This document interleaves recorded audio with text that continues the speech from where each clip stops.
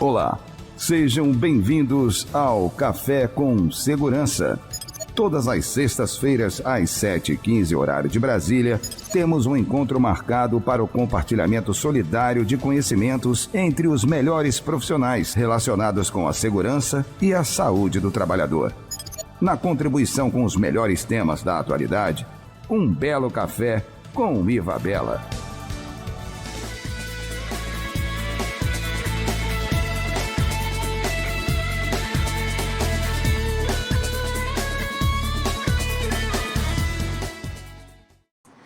Bom dia, colega. Tudo bem? Bom dia, Iva. Um prazer estar aqui com você no café com a Iva, né? E eu trouxe minha canequinha também, ó. Uau! Minha canequinha no café da manhã. Café com segurança verdadeiro. Exatamente. Não podia faltar o café. Oi? Não podia faltar o café. Pode. Bem verdade. Mas, sem mais delongas, vamos direto ao ponto, porque a ideia do nosso café é ser um café rápido, esclarecedor, né? De estar ali levando conhecimento, esclarecendo. E eu gostaria, antes de mais nada, caro colega, que você se apresentasse para nós, dissesse quem é o engenheiro Edson Nogueira, de onde você fala, que isso é importante, né? Que a ideia é trazer aqui no Café com Segurança profissionais de todo o Brasil. Né? Nesse momento eu estou em Salvador, na Bahia, e eu gostaria que você trouxesse esse esclarecimento para a gente. Nesse momento eu estou no forno do Rio de Janeiro, da cidade do Rio de Janeiro, com 36 ou 37 graus centígrados, né? Uau. Esquentando as turbinas, né? O Edson Nogueira está completando esse ano 30 anos na área de engenharia de segurança do trabalho, né? Onde ele iniciou, pode ser interessante, né? Como estagiário na refinaria Duque de Caxias, que eu fiz um estágio de 1 ano, e logo depois, em seguida, eu fui trabalhar numa empresa de montagem industrial. Em 1992, logo no dia 2 de janeiro, eu comecei a trabalhar como engenheiro de segurança.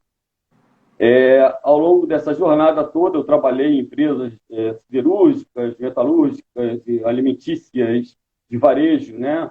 De uma forma bem variada. Né? Fui presidente da SOBGI, da Entidade de Segurança do Trabalho do Rio de Janeiro, de 2017 a 2018. Atualmente, eu sou conselheiro do CREA e sou professor também do Instituto Federal, aqui do Rio de Janeiro, do Campo de Óculos. Né? Então, atualmente, eu sou docente. Né? Eu não estou mais exercendo, vamos colocar ativamente na iniciativa privada, da qual eu larguei em 2017, né? a engenharia de segurança. Não deixo de estar próximo a ela, porque atuei ainda há alguns anos como perito, quer dizer, alguns anos depois que eu saí da iniciativa privada, né? Atuei como perito quase 30 anos também. Então, é isso. O Edson é esse profissional, um pouco de bagagem, né? Que foi juntando ao longo desse tempo todo. Né? E que hoje eu tento, o máximo possível, dentro das minhas aulas, né? Transmitir para os meus alunos. Né? E o mais importante, Iva, os meus alunos não são da área de segurança do trabalho. Né? Então, eu tento formar profissionais, gestores, né? Com uma visão e uma cultura da importância da segurança do trabalho. Não adianta nada nós, engenheiros de segurança, técnicos de segurança, trabalharmos na prevenção se nós não tivermos esses companheiros do nosso lado. Né? Isso nada vai adiantar. Então, nós vamos conversar hoje, eu estou falando muito, olha que eu falo muito, hein? Se você deixar, eu vou falar. Então, depois que eu perdi a timidez, depois que eu comecei a dar aula, então eu vou falando. Então, vocês têm que me cortar também. Isso é bom. Então, isso é bom porque é uma característica de quem gosta de transmitir o conhecimento, Edson. Então, estamos aqui para isso. A ideia do café é isso, é a transmissão do conhecimento, né? Então, quem entra aqui não vai sair da mesma forma que entrou. Vai levar, né, consigo algo que pode transformar o seu dia, transformar a sua jornada, né? Transformar o seu modo operante, né? Então, assim, a ideia do Café com Segurança é justamente essa. Eu espero que a gente seja algo transformador na vida das pessoas, né? Que a gente jogue uma luz, né? Um pontinho para as pessoas começarem a pensar um pouco fora da caixa, né? E aí a gente não tem como discernir ou como a gente como é que eu posso dizer? Dividir, né? Sim. Eu sou um profissional, né? eu sou o técnico, eu não sou o político. Isso aí é uma outra história para a gente conversar depois, mas nós não podemos separar, porque a NR4 ela é política. Ela é política. Tá? Então, a gente tem um bojo político nela, né? E a gente tem um bojo técnico. A gente vai conversar sobre isso, né?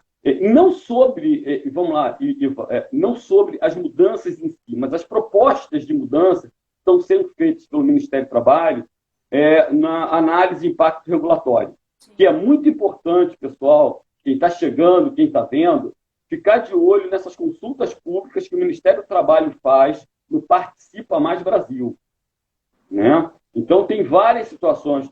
Eu acho que a de EPI também é uma portaria que está para sair sobre equipamento de proteção individual, está lá também para a gente analisar, né?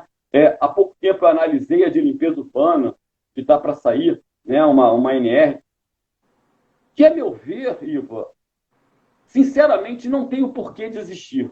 Não tem o porquê. Até a própria, e a gente vai ver isso, né? Porque a análise de impacto regulatório, ela vem trazer o quê? A justificativa para a modificação da NR. Se a gente não ler a justificativa, a gente não vai entender. E sobre isso a gente vai conversar muito sobre a justificativa para a NR4, que eu acho assim, extremamente superficial para qualquer mudança. Né? E a gente vai ver por que isso durante a nossa live. Pronto. Gente, resumindo aqui, né? Vocês já perceberam que nós temos muito conhecimento para essa manhã. E antes da gente entrar no tema específico, Edson, eu queria pedir para você e para todos que estão aqui conosco, mandar esse aviãozinho aí para os demais colegas, né? Para ser avisado que nós estamos aqui, que a gente vai estar trazendo esse conteúdo. E eu quero dar as boas-vindas aqui aos profissionais que já entrou, o Davi, o engenheiro Rafael, a Carla, o engenheiro André Fernandes, a Glicéria Mota, que está lá em Roraima, a Valéria Rangel, o Luiz Tavares, um contador um profissional muito renomado, que tem ajudado muitos profissionais e as empresas aqui em Salvador, a Silvânia, o Laércio, sejam todos muito bem-vindos. Né? É uma alegria e honra estar aqui nessa manhã tomando esse café com segurança. Hoje, né, tendo a honra de receber um colega lá do Rio de Janeiro com uma bagagem, né, ampla que vai estar compartilhando aqui o conhecimento conosco. E qual é o nosso tema de hoje, né? O que a gente vai estar abordando? O que você vai levar? O que a gente vai estar transmitindo de conhecimento aqui nessa manhã, né? As implicações para o SESMIT com a nova NR4. Você não sabe o que é SESMIT? Ok, a gente vai estar esclarecendo isso, né? Para que serve o SESMIT numa empresa, né? E quais são essas implicações, essas possíveis, né, implicações, né, conforme a nova NR4 que está em consulta pública? Edson, sem mais delongas, me diz aí, o que é SESMIT? Para que serve um SESMIT numa empresa, né? Esclarece para a gente aqui, para as pessoas que estão aqui conosco, que não sabem o que é isso e para que serve isso. O SESMIT, né, é o Serviço Especializado em Engenharia de Segurança e Medicina do Trabalho. Né? A história do SESMIT remonta lá à CLT, ao artigo 164, quando ela criou o Serviço Especializado em Higiene, Segurança e Medicina do Trabalho. Né? A ideia do SESMIT é ele atuar na prevenção de acidentes e doenças ocupacionais. Né? Porém, ele tem certas restrições de atuação, né? E a gente também vai conversar sobre isso nessa análise de impacto regulatório. Então, o SESMIT ele foi criado, assim como a CIPA foi criada, para reduzir o número de acidentes no Brasil, que era muito alto. E a gente vai ver isso também, né? Quer dizer, a gente vai fazer todo um arcabouço, né? Para que a gente entenda a importância da NR4 e talvez entenda que não há motivos para modificação nela, né? Há motivos, sim. Na modificação do texto como um todo, não. Algumas coisas pontuais ela tem que melhorar. Tá? Então, o SESMIT ele foi feito com essa intenção. Né? Então, a gente tem restrições na atuação, nós temos empresas que nos ajudam a trabalhar. Né? Como eu falei no início, nós temos que formar gerentes, gestores, né? Que entendam a importância do SESMIT, né? Do apoio do SESMIT para evitar doenças e acidentes de trabalho, né? E não que o SESMIT é um peso, o SESMIT é um custo, né? Porque essa talvez a visão em grande parte das empresas. E isso é tratado também na análise de impacto regulatório. Né? Muitas das vezes nós somos vistos como um custo, né? Ou apenas para atendimento de uma norma legal. Né? Eu, como conselheiro do CREA, eu tenho visto algumas coisas das quais eu não concordo e talvez a gente tenha que também mudar. Né? tem coisas ao longo, né, não só que impliquem na NR4, mas que implica fora da NR4, como algumas resoluções do CONFIA, em termos de responsável técnico como é que se diz? Por pessoa jurídica. Sim. Né? O CONFIA, ele permite que um profissional seja responsável por mais de uma responsável técnico por mais de uma pessoa jurídica. Né? Porém, eu não sei se isso foi feito de uma forma que foi pensar também na engenharia de segurança. Porque a engenharia de segurança ela tem uma restrição quanto ao tempo. Né? O profissional o engenheiro de segurança, por exemplo, né? Ele tem que ficar de 3 até 8 horas numa empresa. Então, ele não pode ser responsável, dependendo da situação, ele é responsável por 2 pessoas jurídicas. Né? O engenheiro de segurança que está 6 horas numa empresa, ele vai trabalhar 6 horas na outra, ele vai trabalhar 2 horas. Então, essa situação tem que ser analisada também. É todo um conjunto de coisas que estão intrinsecamente ligadas à NR4. Né? Então, você vê a profissional pedindo para ser responsável técnico por uma empresa 6 horas e depois ele pede para outra 6 horas. Você está entendendo? O que é isso? Aí a gente vai um pouco mais adiante, né, Iva? Talvez a necessidade financeira. Né? E aí a gente entra na necessidade financeira por conta dos acidentes de trabalho, por causa das doenças ocupacionais, pela exposição do trabalhador. É um arcabouço que não é só a questão da modificação da NR4. Né? Então, podemos tocar o nosso barquinho aqui e começar a falar das mudanças aqui?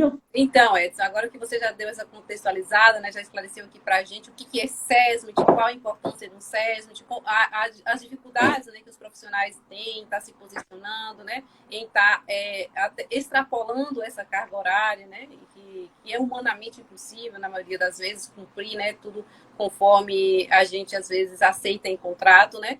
Então, tudo isso são dúvidas, né, são coisas que são desafios para nós profissionais da segurança do trabalho, né? E isso é bom você pontuar, porque aqui na nossa live nós temos público de diversos públicos. Temos profissionais engenheiros, temos técnicos de segurança, temos quem está começando, né? Temos empresários e temos profissionais que compõem SESMIT, né? Então, assim, é um grupo miscigenado, né? Então, tem para todos. Então, é bom a gente fazer esse leve apanhado, até mesmo para poder entender o que a gente vai estar trazendo nessa manhã. E antes de você continuar aí, eu quero dar as boas-vindas aqui ao pessoal que entrou, o Pedro Rosas, a Gleice Mascarenhas, a Neide, a Cleide Barbosa, obrigada pelo carinho de sempre, viu, Cleide? A Ediane Machado, o Sérgio Melo, a Paty Silva e o LC Gomes. Gente, sejam todos muito bem-vindos. Esse café é nosso e estamos aqui transmitindo conhecimento. E eu queria pedir para vocês que nos ajudassem a fazer com que esse conteúdo chegasse a demais pessoas.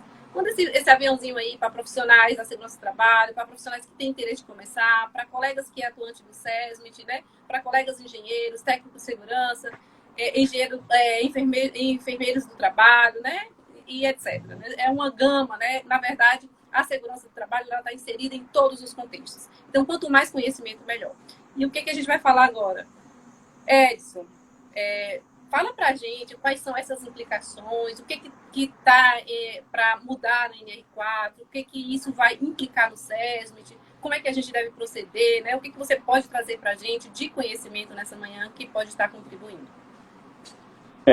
Primeiro, quero mandar um abraço para o Sérgio Melo. O Sérgio Melo é um engenheiro de segurança novato. Eu conheci ele através das avaliações do MEC, né? E ele mora em Santarém, tá? Ele está lá no Pará. Está lá no Pará. Olha só, que alegria, né? A gente aqui do Brasil todo tomando um cafezinho junto. Isso é maravilhoso. Viva a tecnologia. Com certeza. Bom, vamos lá. Então, tá publicado, né, no site Participa Mais Brasil, e eu acho interessante todos darem um pulo lá, análise de impacto regulatório de mudanças na NR4. Né? E o que é essa análise de impacto regulatório? Ela é uma análise que ela analisa os impactos que essas mudanças da NR4 vai trazer, tanto na economia, nas empresas, nos profissionais, nos serviços de atendimento, no caso, né, serviço de atendimento médico. Então, ela analisa tudo que pode acontecer. Né? E a NR4, como eu falei, ela está com uma análise de impacto regulatório, cujo problema identificado pelos analistas, que eu acho que são do Ministério do Trabalho, é a baixa efetividade das ações de proteção de segurança e saúde do trabalhador, né? A baixa efetividade, quando a gente pensa nas normas regulamentadoras, a gente pensa no quê? Num documento ou numa lei que foi feita para reduzir o número de acidentes. Então, vamos a um pequeno históricozinho, Iva, dessas análises de acidente ou do número de acidentes, né? Então, como eu falei, né, de 1967, o artigo 164 da CLT ganhou uma nova redação, tá? Através do Decreto-Lei 2229. Tá? Essa nova redação incluía o serviço especializado em higiene, segurança e medicina do trabalho. Tá? Através da portaria 3.237, esse serviço foi regulamentado e foi se criado o primeiro quadro de dimensionamento do SESMIT, tá? Onde tinha-se o inspetor e supervisor, se eu não me engano, e os graus de risco eram 1, 2 e 3. Muito sucinto, né? Até que veio a nossa querida portaria 3.214, de 8 de junho de 78, né? Mas antes dessa portaria, vamos entender o que eram os acidentes de trabalho no Brasil, né? De 1970 a 1978, nós tínhamos uma média anual, de 11 milhões e 600 mil trabalhadores. 11 milhões e 600 mil trabalhadores no Brasil, uma média anual. Isso que eu estou falando foram duas palestras que eu dei. Três, aliás. Uma para a Semana de Engenharia da UF, né? A outra foi numa CIPAT da Nuclep, uma empresa de engenharia mecânica pesada no Rio de Janeiro, uma estatal. E a terceira foi num curso, na aula inaugural de um curso de engenharia de segurança da UNIG, da Universidade de Nova Iguaçu. Então, preste atenção no que eu vou falar. Prestem bem atenção. Então, nós tínhamos uma média de 11 milhões e 600 mil trabalhadores anualmente. Nós tínhamos 1 milhão e 600 mil acidentes por ano. Olha bem, 1 milhão e 600 mil acidentes por ano. A gente tinha um índice de 13.800 acidentes típicos. Eu estou falando só acidentes típicos, eu não estou colocando trajeto, não estou colocando doença e não estou colocando óbito. Tá? 13.800 acidentes típicos por 100 mil trabalhadores. Né? Mortes, nós tínhamos 3.500 mortes por ano e 30 mortes para cada 100 mil trabalhadores. Então, era um número exagerado. E por isso que se dizia, o Brasil é o campeão de acidente de trabalho. O Brasil, né, tem acidente de trabalho a rua. Então, veio as NRs. Em 1978, a portaria 3.214, né, trouxe todas as 28 NRs, iniciando o processo, né, de regulamentação dos artigos, né, 154 a 201. Tá? Então, veio as NRs, e é lógico, de 79, 80, 81, assim não vai ter resultado. Mas, mesmo assim, eu peguei a estatística de 1979 a 2019. Né? Então, de 1979 a 2019, tá? Porque a estatística ela tem 2 anos de defasagem, nós tínhamos ou temos 31 milhões de trabalhadores por ano. Então, preste atenção. Passamos de 11 milhões e 600 para 31 milhões de trabalhadores ao ano. Número de acidentes típicos por ano, 580 mil. Então, nós saímos de 1 milhão e 600 mil acidentes por ano para 580 mil acidentes típicos. Isso eu falei em Londrina, no Conect. Quando a gente estava conversando, acho que era o Patrone, o fiscal do Ministério do Trabalho, o auditor fiscal que estava falando, eu comentei sobre isso. Né? Nós temos uma ideia, porque nós vivemos com esse negócio na cabeça, que o Brasil é campeão de acidente de trabalho, o Brasil é campeão de acidente de trabalho. Mas houve uma redução muito grande do número de acidentes. Então, essa baixa efetividade na proteção e segurança do trabalhador talvez não esteja muito bem traçada. Né? Então, nós tivemos 580 mil acidentes típicos por ano, nós caímos de 13.800 acidentes por 100 mil trabalhadores para 1.900 acidentes típicos por 100 mil trabalhadores. Então, olha a redução que a gente teve para cada 100 mil trabalhadores. É um número factível? Lógico que não. E é o que eu falo para os meus alunos, é lógico que não. Ninguém sai de casa para sofrer um acidente, ninguém sai de casa para morrer, ninguém sai de casa para amputar um braço, ninguém sai de casa para ir para o hospital. Não sai. Né? Mas qual o número ideal? Né? O número ideal é 0. Todas as empresas vão lá, minha meta é 0. 0 a gente sabe que é utopia. Se a gente for levar a ponta de faca a lei, 0 é utopia. Né? E eu quero até falar para os novos, né, os novos engenheiros de segurança, os novos técnicos de segurança, que não fiquem preocupados, né, quando entrar numa empresa e não ter apoio nenhum. Isso acontece com vários. Isso acontece com vários profissionais dessa área. Então, vamos continuar. O número de mortes, vamos colocar, o número de mortes, ela continua a mesma por ano.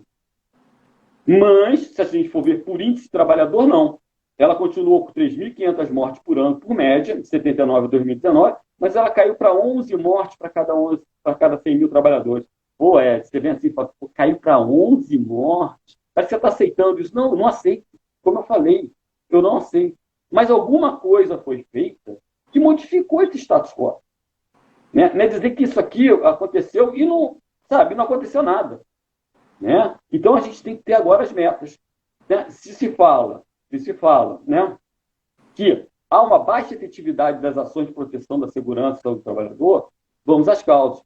Pegar uma amostra pequena de 2017 ou de 2010, ou de 2017 até 2019, é uma amostra muito pequena, onde a gente tem uma curva, né, subindo para o número de acidentes. Mas a gente tem que ver a contextualização da economia. Qual é a contextualização da economia? Né? É o desemprego, é a precarização, é uma série de coisas que levam o trabalhador a se expor de uma forma maior, de não poder dizer, não, eu não vou subir não, cara, eu vou me embora, eu vou trabalhar em outra empresa, vou procurar outro emprego. Né?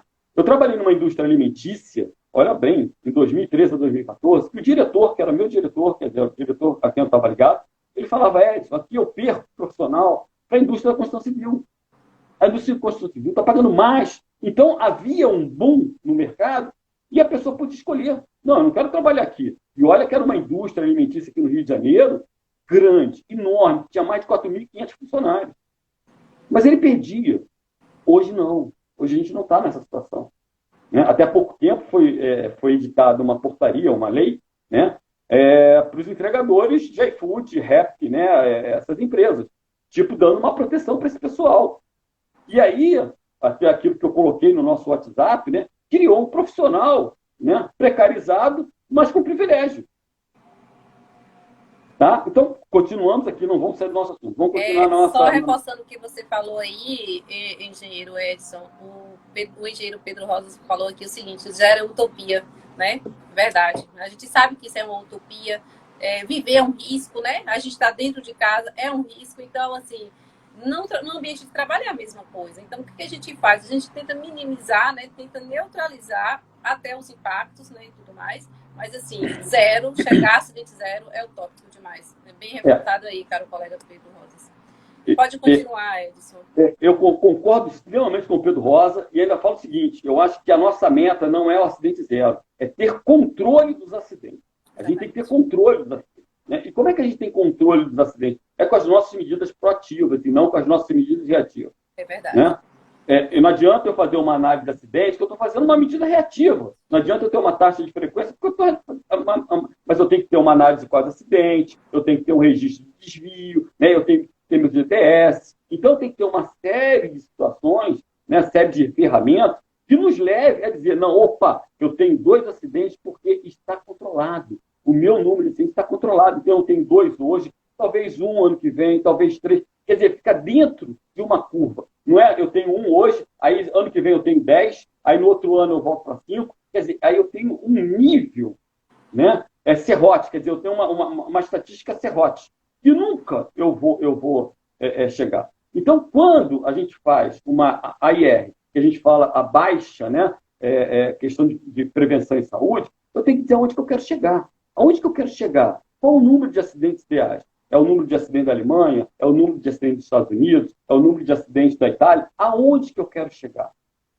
Né? Não adianta eu apenas dizer o seguinte, não, tem a baixa prevenção de acidentes. Isso não me diz nada. Não me diz nada. E eu estou contradizendo isso. Eu estou dizendo o seguinte, a NR4 não tem que ter modificações? Tem. Algumas, não todas. Né? Então, vamos só para a gente entender as doenças ocupacionais também, que é um outro ponto que foi colocado sobre isso. As doenças ocupacionais, na estatística, ela tem uma coisa incrível, né? Ela é totalmente mutável até 2000 ou 1995. Tá? Ela vem com um número vamos colocar, de 94 para 95, ela dá um salto de 100%. Tá? Ela passa de 15 mil para 30 mil. Antes, vamos colocar de 78 até 85, ela vinha 3, 4, 5, 6, voltava para 3 mil. De repente, ela pulou para 15 mil. E, de repente, ela pulou para 30 mil. Né? E aí, o que acontece? De 95 até 99, ela vem descendo. O número de doenças ocupacionais vem descendo, né? Vem caindo. Né? Hoje, a gente tem uma média, né, de 19.600 casos por ano. Tá? Deixa eu ver aqui. O engenheiro Maico está colocando aqui para a gente, Edson. Fala. Meta não é quantidade de acidentes zero, e sim qualidade dos resultados de prevenção contínua. Bem isso, viu, Maicon? Bem colocado aí. Maicon. É isso aí. Mas é isso aí. Mas é isso que a gente tem ainda complementa aqui, analisar sempre. Analisar sempre. Né? E agora vem o PDCA com tudo aí, né, que nós estamos utilizando. Estou até aqui sendo tendenciosa, mas é uma ferramenta que eu gosto muito. E se vocês quiserem utilizar, que estão aqui nos assistindo, não vão se arrepender, né? Então, assim, esse gerenciamento contínuo, eu falei do PDCA aqui espontaneamente, né? Ele nos traz, essa ferramenta nos traz isso. Então, assim, a ideia é essa mesmo, né? Esse ciclo contínuo, né? Ver, analisar, né? O que precisa melhorar, o que pode permanecer, né? Onde que estamos errando. Então, a NR1, eu creio que ela veio para facilitar exatamente isso, né? Esse gerenciamento. Perfeito. Quem acabou de entrar aqui com a gente foi o engenheiro, o diretor da Neste, o Bebenuto Júnior. Seja bem-vindo, presidente, ao nosso Café com Segurança. Bom dia, bem-vindo. O engenheiro Igor Lima também está aqui com a gente.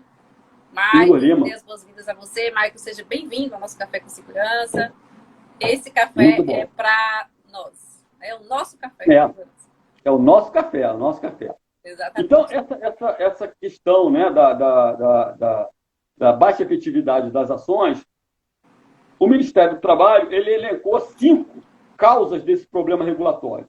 E vamos entender quais são as 5 causas. Fiscalização deficiente das obrigações das NR. Então, eles já aceitam que a fiscalização ela é deficiente. Então, eles têm um problema para resolver interno. Né? Trabalhadores sem atendimento do SESM.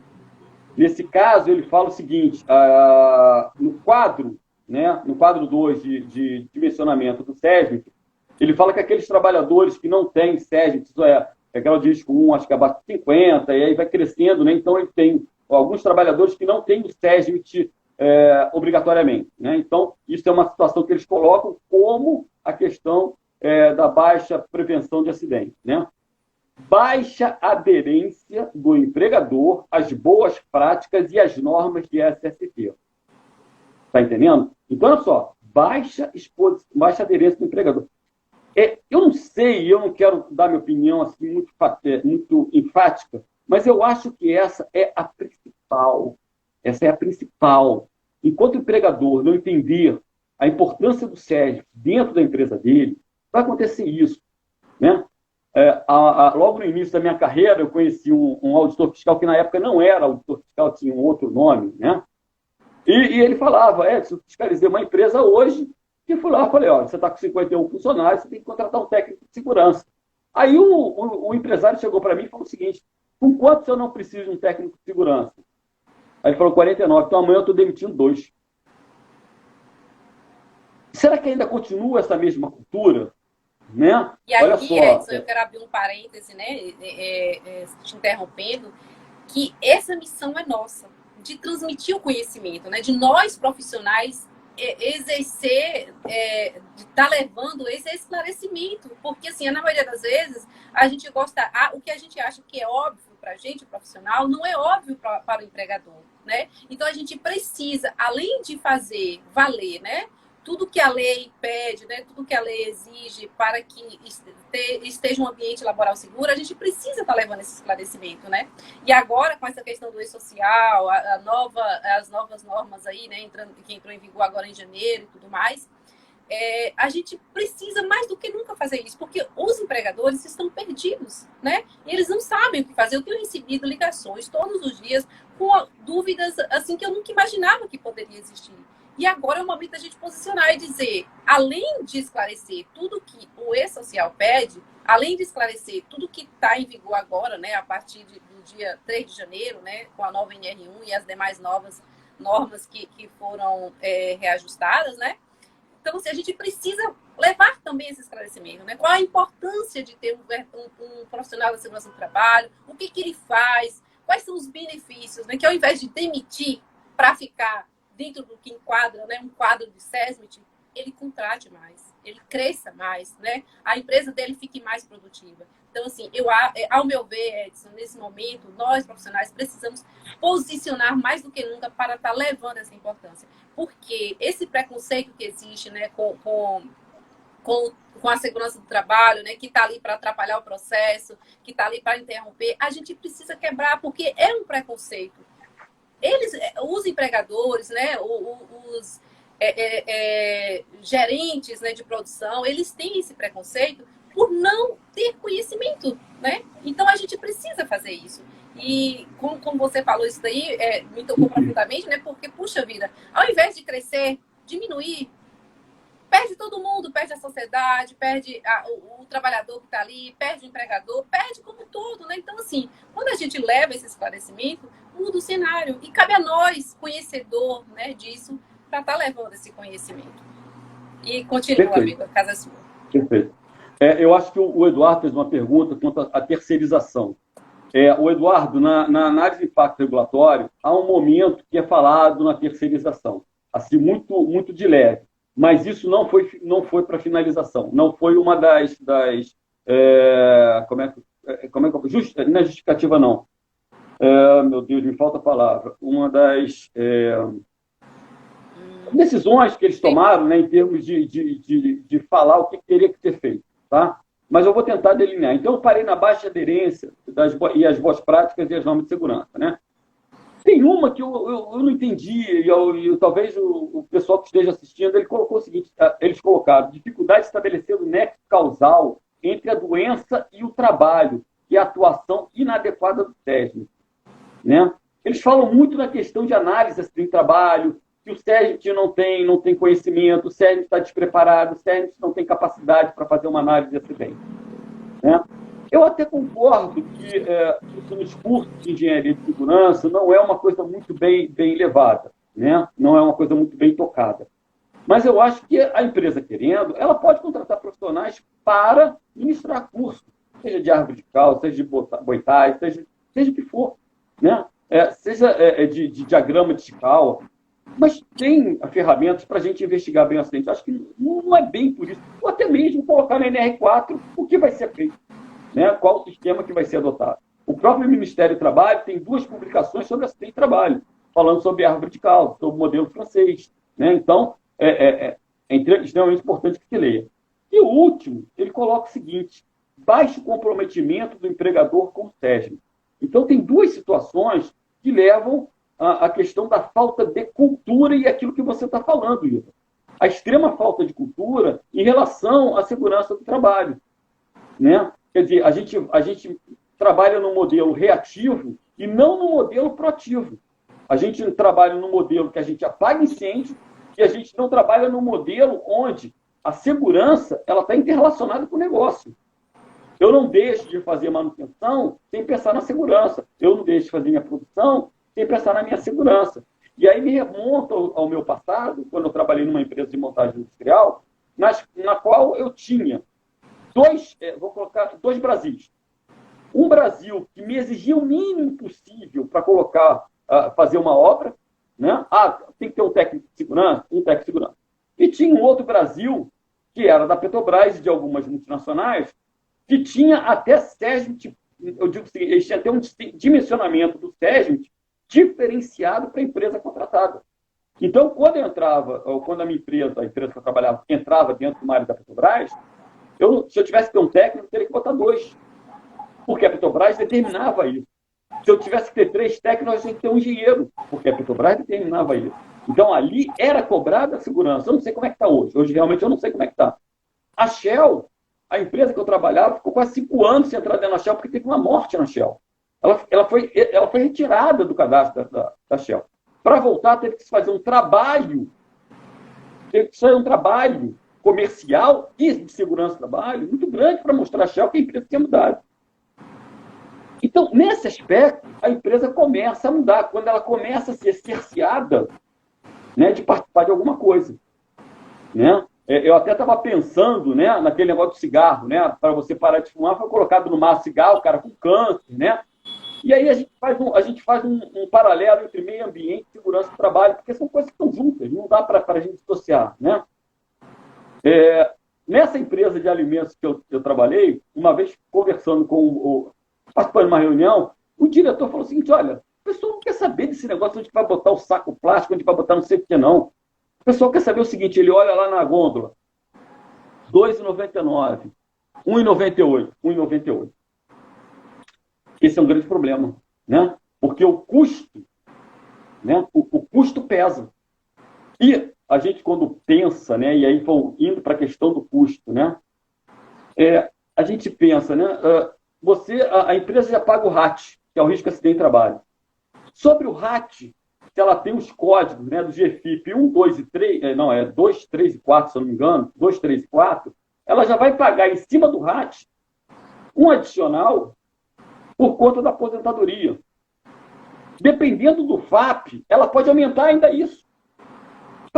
Quer dizer, se você pensar, quem paga toda essa conta somos nós, consumidores. Né? Então, quer dizer, a insalubridade. Né? A insalubridade, Iva, quem paga somos nós, os consumidores. Né? Então, vamos tocar o nosso barquinho aqui da análise. Então, vocês estão entendendo? Então, quer dizer, o número de acidentes hoje não justifica uma mudança, né? Não justifica a questão, né, da baixa efetividade das ações, para mim não justifica, até mesmo que eu coloquei para vocês. Né? Essas causas, não sei por quê, será que se mudar o SESMIT, o empregador vai dar uma boa aderência? Será que se mudar o SESMIT, o empregador vai ser comprometido? Né? Quais são as ações para o empregador, para o empresário se comprometer com o SESMIT? Né? Por exemplo, eu vou dar um exemplo da minha vida. Né? Quando eu fiz a primeira implantação de OHS de 8001, lá em 2000, lá no ano de 2000, no 1999, 2000, a gente fez, foi em imposição da Europa, a gente ter uma norma, né, que era regulamentar uma norma certificada em segurança e meio ambiente. A norma foi colocada pelos clientes. Olha, se vocês não tiverem, a gente não vai fazer. Você está entendendo? Então, muitas das vezes, o capital exige que se faça. Né? Então, vamos continuar o nosso papo dentro da NR4.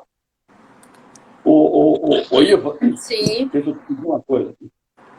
Eu acho que toda a conversa, toda a live, ela é extensa, não é uma coisa pequena. Então, Sim. você vai me pontuando quando estiver faltando pelo menos uns 10 minutos, 15 minutos, para eu já ir lá para o final.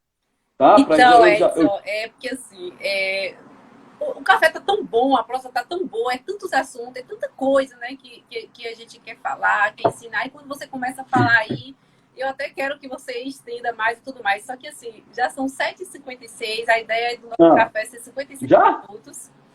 E, assim, em respeito à nossa audiência, né, em respeito a você por estar aqui também dispondo do seu tempo, e em respeito a mim também, né, que tenho compromissos. Eu gostaria que você, né, adentrasse no tema com mais especificidade e para a gente poder também encerrar, né, e liberar todos aqui do café. Porque eu sei que também você que está aqui conosco não quer sair, né, porque é um café prazeroso, a ideia era essa, ser uma coisa espontânea, leve, tomar um café com todos vocês do Brasil inteiro, né, então, assim... se você puder, Edson, nesse momento, resumir, levar para a nossa audiência nesse momento o que a gente propôs trazer aqui, eu te agradeço imensamente. Tá, então vamos lá. Eu acho que eu estou tentando contextualizar a questão, porque você não tem ainda uma mudança fechada na NR4. Né? Então as pessoas têm que entender o que está se modificando para elas poderem até mesmo lerem, terem interesse de lerem como é que se diz? A ir, né, para poder votar, para poder modificar, para poder criar dentro da, como é que se diz? Dentro da própria entidade de classe que ela trabalha, né, uma visão e pedir para que ela se interceda sobre isso. Né? Então, eu vou lá para as alternativas. Olha, Pedro, olha, Edson, antes de você entrar aí, ó, o Pedro Rosa está falando o seguinte: mais live do Nogueira, inoxidável. O Helder colocou o seguinte: o tempo passou rápido, sinal de ótima exposição. Bem verdade. A Patrícia Lanes, excelente live. Obrigada, Patrícia. E todos vocês estão participando, interagindo aqui com a gente. Isso é bom, gente, sentir esse calor humano, essa energia, né? Essa troca de conhecimento. Nós não estamos aqui para ensinar, é compartilhar o conhecimento, né? A gente dá e recebe também, e juntos somos mais. Continua, Edson, porque então, senão o tempo ruim, a Sapucaí é grande. Vamos lá, vou tentar, vamos lá. Então, ele tem as alternativas regulatórias. A primeira alternativa regulatória é da não ação, é não fazer nada, é deixar a NR4 como está, né? Então, ele coloca o seguinte: o atual texto normativo da NR4, o contexto de sua aplicação não abrange todas as relações de trabalho. Sim. Então, eles acham que não inclui os trabalhadores terceirizados. Quando inclui, tá? E não contempla a contratação de empresa especializada para cumprir as obrigações do SERV. Então, isso foi o que o Eduardo falou.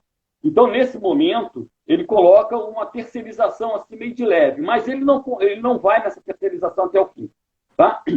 Então, essa questão que não inclui os trabalhadores terceirizados no SERV, inclui sim. Primeiro, quando mandam a gente estender o SERV da empresa contratante, né, para a empresa contratada. Esse é o primeiro ponto, tá? E ainda fala no item, né, no 4.53, que nós, ou a empresa, né, tendo várias contratadas dentro dela, pode criar um SERV comum a elas. Eu posso contratar um SERV para ela. Tá? Então, quer dizer, eu faço, vejo quantos empregados tem e contrato um SERV de engenheiro de segurança médica, dimensiono o SERV para ela. Não entro com meus funcionários, só com os das contratadas. Vamos colocar jardinagem, manutenção, refeitório, então eu faço um SERV para ela. Então, a norma já permitiu. Então, isso não é uma situação para modificar ou incluir a norma, né? Ele fala o seguinte: conforme discutido no capítulo, falta de impacto na redução dos acidentes e doenças relacionadas. Eu já mostrei que não tem isso. Houve redução. Então, eu pergunto, qual é a meta que nós temos que chegar? Qual a excelência? Qual o benchmark? Está entendendo? Para mudar, a gente tem que falar. Não adianta. Eu não vou chegar para o meu chefe: olha, vamos implantar isso aqui. Tá? Quanto vai reduzir? Quanto vai reduzir de custo? Eu tenho que mostrar. Eu não vou dizer: vai reduzir o custo, que lindo, que maravilha. Não é isso. Alternativas não normativas é o que já se faz. São campanhas, Campate, eles falam sobre certificação dos profissionais do SERV. Não sei que certificação é essa, né? Eles falam, e aí eu concordo, né? Do baixo grau de ensino dos cursos de pós-graduação.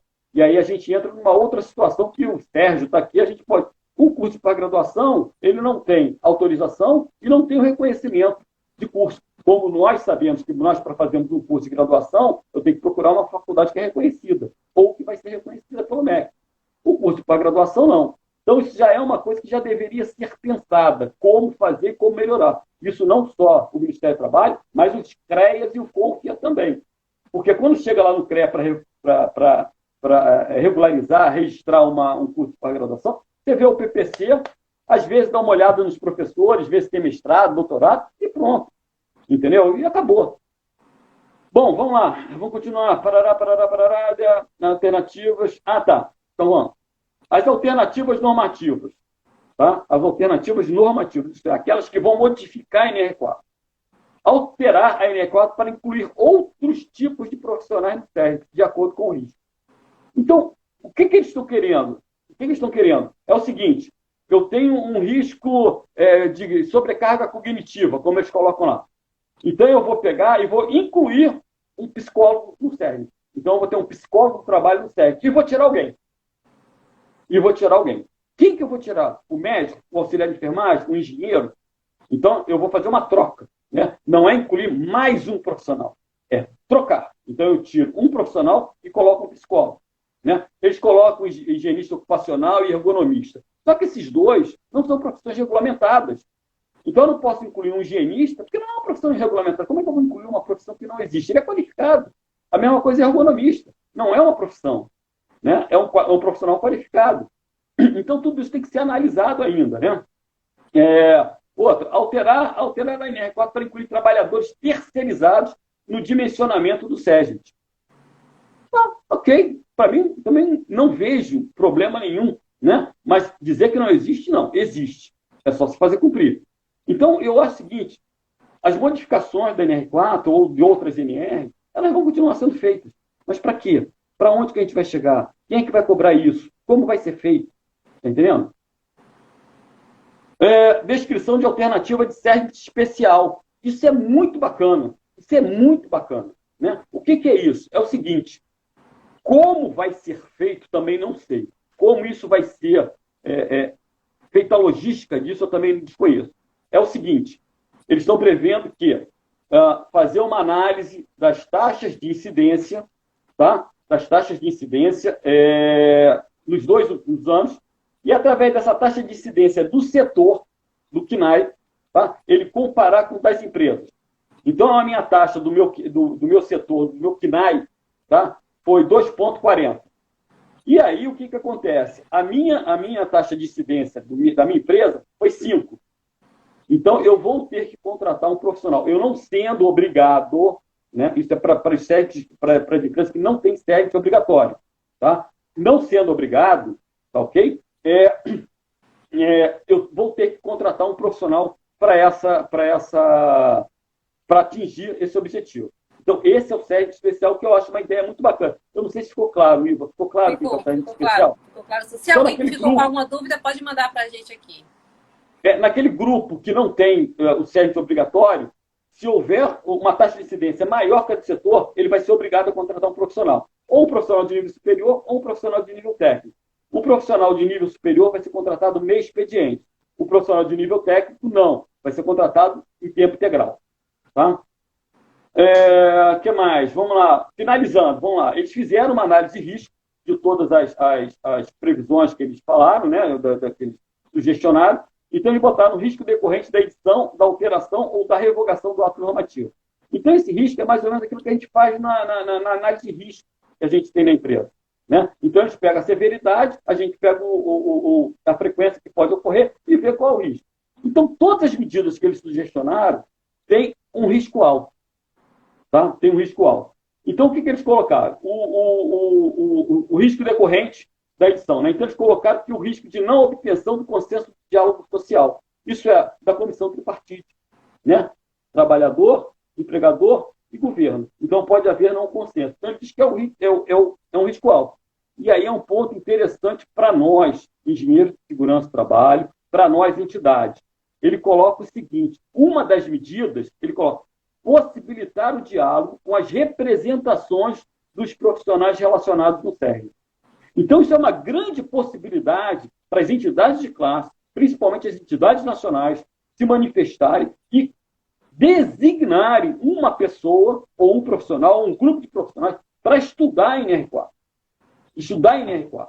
Receber dos nossos, como é que se diz? Dos nossos associados, ou dos nossos profissionais, né? Sugestões do que fazer. Nós temos um filtro e nós propormos. É uma grande oportunidade. A gente não pode perder essa oportunidade. Né? Estão nos dando. Tá? Então, basicamente, Iva, o que a gente pode falar dessa IR, que vai ser a modificação da NR4, né, é a questão desse serviço especial, que eu acho importante, né? Estender o serviço para os terceiros, né? Essa questão da troca, eu acho que para os empresários não vai ser uma coisa legal, não vai ser uma coisa bem absorvida, de determinado momento tem que botar um psicólogo. Vamos supor, eu tenho que tirar um médico e colocar um dentista, eu tenho que tirar um engenheiro e colocar, sei lá, não sei. Porque, por exemplo, vamos colocar, nós mesmos na nossa profissão, quando a gente pensa que a gente não entende tudo, e eu sou adepto disso, eu não entendo tudo. Se eu preciso de alguma orientação de elétrica, eu chamo, ô fulano, vem cá, o cara conhece elétrica. Se não for engenheiro, é um técnico. Se não for engenheiro, é um técnico. Né? Para a gente conversar sobre elétrica. Eu não sou. Se eu preciso de alguma coisa mecânica, eu vou chamar um engenheiro mecânico para me ajudar. Um engenheiro químico. Isso não tem dúvida aí. Não tem dúvida que a nossa função ela é multidisciplinar. Ela é muito além do que a gente pensa que é só a engenharia de segurança. Tá? Então, é um tempo muito pequeno para a gente falar muita coisa sobre NR4, sobre esse aí. Mas eu sugiro, novamente, aos profissionais que estão aqui, deem uma lida, pode ser até transversal, na IR, pensar nisso que eu falei da questão dos acidentes de trabalho, que nós não temos uma baixa efetividade na prevenção de acidentes, nem de doenças. Tá? Eu acho que é um número interessantíssimo que a gente tem que analisar. Tá? A gente tem que pensar nisso. Nós saímos de 1.600.000 acidentes por ano para 500 mil. Tá? É muito, ninguém quer. Mas nós tivemos medidas efetivas. Dizer que tudo que foi feito não foi nada? Não, não foi não. Foi muita coisa, muito trabalhado. A gente não sabe mensurar. Aliás, a gente sabe mensurar. Se a gente pegar a pirâmide Bird, a pirâmide da Dupont, a gente consegue mensurar através das medidas proativas, através dos desvios que nós registramos. Nós vamos dizer, olha só, o Sérgio atuou de forma em que nós evitamos uma morte esse ano. É verdade. Edson, o Sérgio Melo colocou aqui, parabéns, promova mais cafés. E a Silvânia colocou o seguinte, já estou pensando no próximo café, com muito conhecimento de valor. Já estou pensando no próximo café, muito conhecimento e valor. E eu já quero aproveitar, deixa aqui e avisar para você que não sabe, o Café com Segurança é oficial, é toda sexta-feira, às 7h15 da manhã. Passou por aqui já profissionais, engenheiros, profissionais da área contábil, presidente da Associação Nacional, né, e engenheiros, escritor, inclusive o Edivaldo Nunes entrou aqui também, está aqui com a gente, né, ele que esteve na live com a Cristina Clemes, né, que são engenheiros, ele é escritor, então assim, já passou por aqui diversos profissionais, e a ideia é essa, né, trazer o conhecimento, promover o conhecimento, porque a segurança do trabalho, ela permeia por tudo. Então, assim, não tem como chegar aqui só falar de NR, só falar de lei, só falar, né, da segurança em si. É um todo. Então, assim, a ideia é trazer profissionais, né, de todas as áreas que pode estar contribuindo com essa construção do conhecimento. A semana que vem, muito bem provável, não será um engenheiro ou engenheira que estará aqui comigo, né, será um profissional de outra área, que vai estar trazendo conhecimento que vai agregar, né, para nós. E hoje tivemos a honra de estar aqui, né, com o engenheiro Edson Nogueira, lá do Rio de Janeiro, tomar um café com um colega, eu estando na Bahia, o colega lá no Rio, e vocês em diversos lugares do Brasil. Isso realmente é uma honra. Então, eu aguardo cada um de vocês que está aqui conosco, toda sexta-feira, às 7h15, né, para essa prosa, esse café com segurança e conhecimento. Edson, você tem mais alguma coisa a acrescentar? Edivaldo está um pouco preocupado, eu acho que o Brasil todo está assim, viu, Edivaldo? A Aires falou o seguinte, temos que fazer um seminário presencial envolvendo o pessoal do nosso grupo. Bem verdade, viu? O Pedroso, rapaz, engraçado, isso sai espontâneo. Ontem a gente teve uma reunião da Nest TV e eu estava falando sobre isso. Sai espontâneo, não sei o que é isso. O Pedro Rosa falou o seguinte, é multidisciplinar. Ele recebe, eu tenho certeza que ele recebe isso com carinho. Recebe, ele levou na esportiva e está tudo bem. O Aires colocou, Aires, eu não sei se é ele ou ela, né? Colocou. E a subnotificação? É uma pergunta. O Aires é um técnico de segurança bastante experiente, né? Ele faz parte lá do nosso grupo. Uau. É um profissional com uma experiência muito grande que nos ajuda bastante. Então, o Aires está colocando da subnotificação, é uma coisa importante, Aires. É uma coisa que tem que ser levada em consideração. Né? Mas naqueles 1.600.000 que eu falei, eu te garanto que tem muito mais subnotificação do que agora. Né? Foi colocado uma proposta de um filme lá no nosso grupo, né, lá no WhatsApp, que foi o Conterrâneo Velho de Guerra, se eu não me engano. Quem puder, assista esse filme. Acho que é Conterrâneo Velho de Guerra. É um filme de 2 horas sobre a Constituição de Brasília. Vai ser de arrepiar. É de arrepiar. Né? A história, e tem a história da segurança do trabalho. Esse filme não é um filme, é um documentário que traz situações de segurança do trabalho da década de 70, tá? Da década de 50. Então, eu acho interessante ver. Então, Aires, a subnotificação sempre existiu.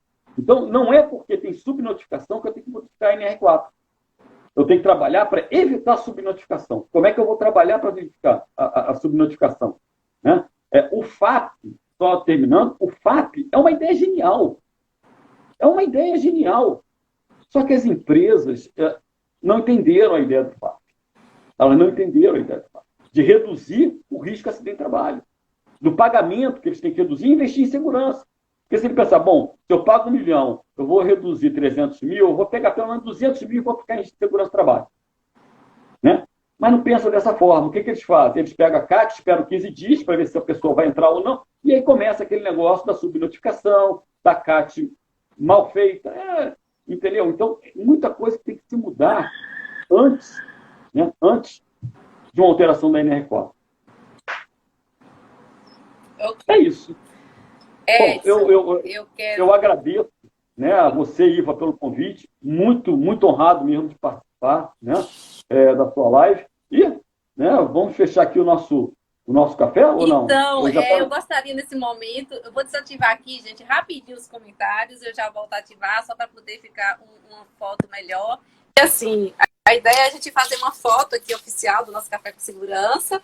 E se você também, que está aí nos acompanhando, quiser printar, né, e postar lá nos seus stories, a gente vai repostar com muito carinho, né, porque a ideia é fazer com que esse Café com Segurança chegue a todas as pessoas, né, todos os profissionais, empreendedores que precisam desse conhecimento. Nós estamos aqui, né, doando nosso tempo, né, engajados. Vai passar por aqui, como eu falei, profissionais de diversas áreas, né, empresários também. Eu vou estar convidando empresários, né, para estar trazendo temas, desafios, dúvidas, né, que a gente pode estar ajudando e tudo mais. E faça um print e posta lá nos stories, marque a gente, que a gente vai repostar com muito carinho.